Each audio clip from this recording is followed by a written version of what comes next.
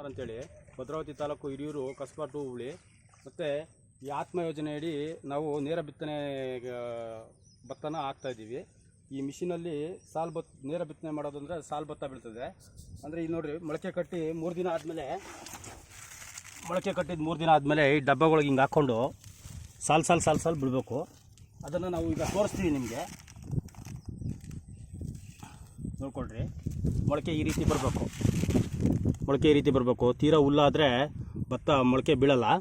ನೋಡಿ, ಈಗ ಹಾಕ್ತೀವಿ.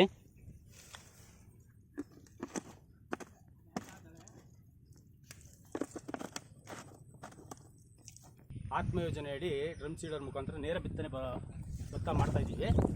ನೋಡಿರಿ, ಈಗ